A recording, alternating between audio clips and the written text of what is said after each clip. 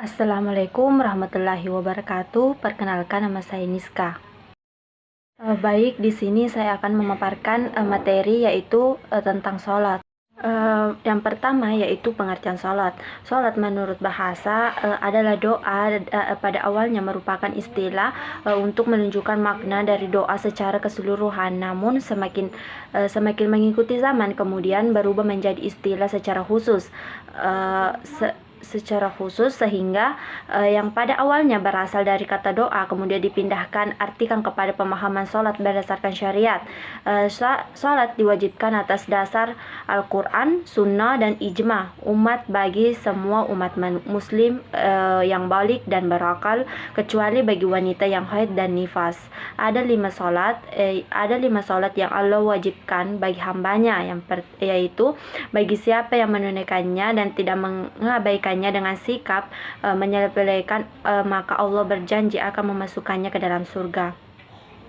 Mengingat ibadah sholat adalah wajib dan menunjukkan keharusan semua orang baik dari usia balik hingga lansia sebelum dia meninggal tetap melaksanakannya. Kedudukannya sholat dalam agama Islam merupakan ibadah yang menempati posisi penting dan tidak dapat digantikan oleh ibadah apapun juga. Sholat sebagai tiang agama, amal yang paling pertama dihisab, pilar kedua setelah syahadat, dan dalam garis besarnya dibagi menjadi dua, yaitu sholat fardu atau diwajibkan dan sunnah atau tidak diwajibkan. Baik, selanjutnya yang kedua yaitu dalil-dalil yang mewajibkan sholat. Dalil yang mewajibkan sholat banyak sekali, baik dalam Al-Quran maupun dalam hadis Nabi Muhammad SAW. Dalil ayat-ayat Al-Quran yang diwajibkan sholat antara lain wa aqimus sholata wa atu zakat warqa'u ma'ar-raki'in. Artinya, dan dirikanlah salat dan keluarkanlah zakat dan tundukkanlah atau rukuk bersama-sama orang-orang yang pada rukuk, dalam surah Al-Baqarah ayat 43. Selanjutnya yang kedua yaitu wa aqiis sholata innas sholatan tanha anil fahsya'i wal munkar. Artinya, kerjakanlah salat, sesungguhnya salat itu mencegah perbuatan yang keji dan yang mungkar, dalam Quran surah An-Kabut ayat 45. Selanjutnya yang ketiga yaitu syarat wajib salat. Syarat wajib salat 5 waktu sesuai fikih perintah salat yang diberikan oleh Allah Subhanahu wa taala perantara Nabi Muhammad ini sendiri tidak semata-mata dapat dilakukan oleh seluruh umat manusia, namun hanya diperintahkan kepada mereka yang memenuhi syarat wajib salat. Oleh karenanya syarat wajib salat sesuai hukum fikih dapat diartikan sebagai golongan mana saja yang dikenakan hukum wajib untuk melaksanakan ibadah sesuai syariat. Dalam mengutip dari tulisan milik Sulaiman Rosjed dalam buku fikih ibadah, terdapat 7 salat yang perlu umat muslim ketahui. Di antaranya ialah sebagai berikut. Yang pertama yaitu dilakukan oleh pemeluk agama Islam, yang kedua yaitu suci dari hadas seperti haid ataupun nifas, yang ketiga itu orang yang berakal sehat, yang keempat balik atau sudah mengalami masa kedewasaan, yang kelima yaitu telah menerima perintah Rasulullah untuk mengerjakannya, yang keenam dapat melihat atau mendengar. Disebutkan jika seseorang yang buta dan tulis sejak dilahirkan tidak dituntut kewajiban hukum. Yang ketujuh yaitu orang yang terjaga atau tidak sedang tidur ataupun sedang lupa. Berdasarkan syariat syarat wajib sholat di atas, maka umat muslim sangat diwajibkan untuk melaksanakan perintah tersebut. Sebaliknya, jika tidak menunaikannya maka kita bisa mendapatkan dosa. Oleh sebab itu dirikanlah salat fardu 5 waktu untuk memenuhi perintah Allah tersebut. Selanjutnya yaitu yang keempat yaitu syarat sah salat. Yang pertama yaitu sudah masuk waktu salat. Dalam An-Nisa ayat 103 disebutkan, maka apabila kamu telah menyelesaikan sholat, ingatlah Allah di waktu berdiri, di waktu duduk, dan di waktu berbaring. Kemudian apabila kamu telah merasa aman, maka dilakukanlah sholat itu. Sesungguhnya sholat itu adalah fardu yang ditentukan waktunya atas orang-orang yang beriman. Berdasarkan ayat suci di atas diketahui, tidak akan sah sholat yang dikerjakan seorang muslim sebelum masuknya waktu ataupun telah keluarnya waktu sholat kecuali ada halangan. Selanjutnya yang kedua itu suci dari hadas besar dan hadas kecil. Menurut Ibnu Umar, Nabi Shallallahu Alaihi Wasallam pernah bersabda, Allah tidak menerima sholat atau yang dikerjakan tanpa bersuci. Selain itu, dalam Al-Quran Al-Maidah ayat 6 juga dituliskan, hai orang-orang yang beriman, apabila kamu hendak mengerjakan sholat, maka basuhlah mukamu dan tanganmu sampai dengan siku, dan sapulah kepalamu dan basuh kakimu sampai dengan kedua mata kaki, dan jika kamu junub maka mandilah.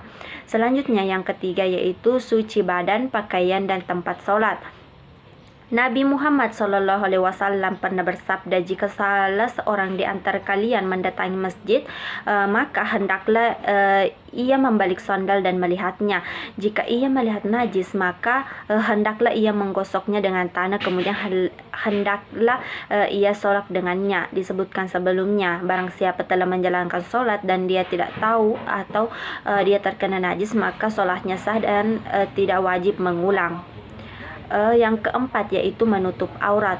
Dalam Al-A'raf ayat 31 menyebutkan, hai anak Adam, pakailah pakaianmu yang indah dari setiap memasuki masjid. Hal ini disampaikan Allah Subhanahu wa taala mengingat dulu muslim tawaf di Baitullah dengan telanjang.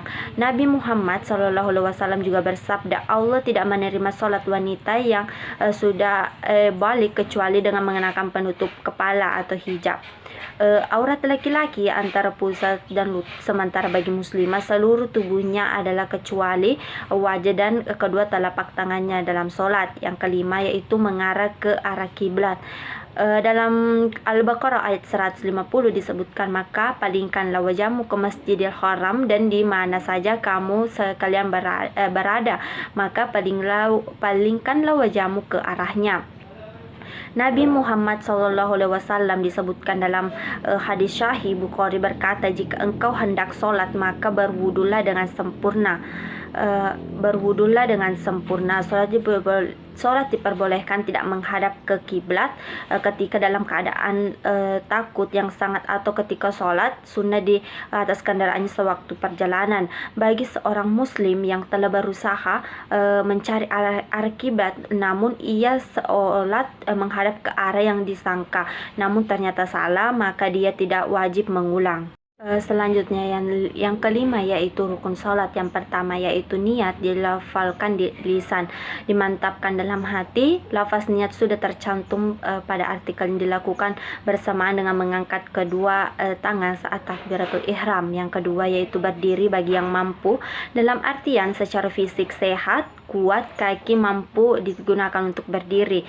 Jika tidak, maka ada urutan dari duduk, tidur miring, telentang hingga isyarat. Yang kelima yaitu takbiratul ihram, yaitu ucapan takbir Allahu Akbar, disunnahkan mengangkat kedua tangan hingga sejajar telinga. Yang keempat yaitu membaca Al-Fatihah di setiap rakaat, adapun basmalah dalam Al-Fatihah hukumnya sunnah. Yang kelima yaitu rukun. Dalam tumanina, keadaan minimal rukun adalah dengan membungkukkan badan dan tangan di lutut, sedangkan paling optimal adalah dengan posisi punggung ketika membungkuk, begitu rata akan mampu dijadikan tumpuan papan. Tumanina adalah berhenti sejenak,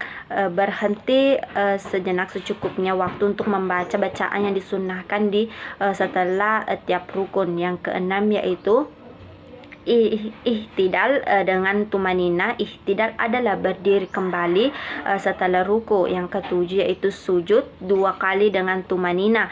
Yang kedelapan yaitu duduk di antara 2 sujud dengan tumanina. 9 duduk tasyahud akhir. Duduk tasyahud akhir ini dengan posisi duduk tawarruk. Yang ke-10 yaitu membaca tasyahud akhir. Yang 11 yaitu membaca sholat kepada Nabi setelah mengucapkan tasyahud tasyahud akhir. Yang ke-12 yaitu membaca salam yang pertama sembari disunahkan menolehkan kepada ke arah kanan.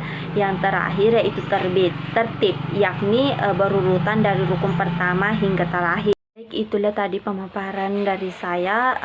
Adapun kesimpulan dari materi saya yaitu sholat menurut arti bahasa adalah doa dan pada awalnya merupakan istilah untuk menunjukkan makna dan doa secara keseluruhan, namun semakin mengikuti zaman kemudian berubah menjadi istilah secara khusus sehingga pada awalnya berasal dari kata doa kemudian dipindahkan diartikan kepada pemahaman sholat berdasarkan syariat. Sholat diwajibkan atas dasar Al-Quran, sunnah dan ijma umat bagi semua umat muslim yang balik dan berakal, kecuali bagi wanita yang haid dan nifas. Ada 5 solat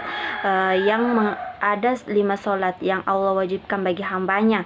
Bagi siapa yang menunaikannya dan tidak mengabaikannya dengan sikap menyepelekan, maka Allah berjanji akan memasukkannya ke dalam surga. Baik, itulah tadi pemaparan dari saya. Lebih dan kurangnya mohon dimaafkan. Wassalamualaikum warahmatullahi wabarakatuh.